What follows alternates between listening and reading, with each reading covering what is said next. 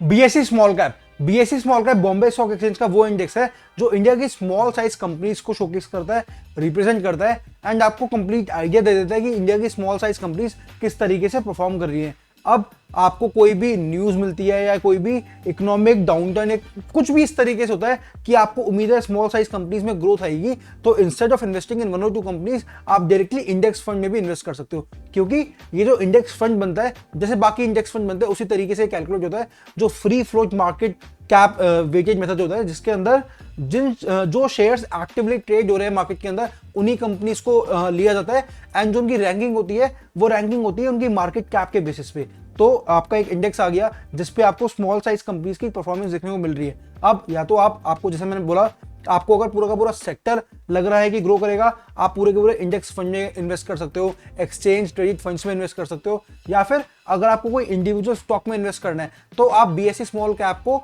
As a benchmark use कर सकते हो कि बीएसई स्मॉल कैप की क्या परफॉर्मेंस है और उसके अगेंस्ट में जिस भी कंपनी को आप टारगेट कर रहे हो उसकी परफॉर्मेंस किस तरीके से है। अगर आप इस बेसिस पे उस कंपनी में इन्वेस्ट करते हो या पूरे के पूरे इंडेक्स फंड में इन्वेस्ट करते हो तो आप एक काफी अच्छा रिटर्न कमा सकते हो, गिवन कि आप बाकी सारे फैक्टर्स को भी, फंडामेंटल एनालिसिस, टेक्निकल एनालिसिस, ये सब भी करते हो। एज आई ऑलवेज से, आप कुछ भी मत करो, आपकी जीतने की प्रोबेबिलिटी 50-50 है, लेकिन अगर आप ये सारे फैक्टर्स को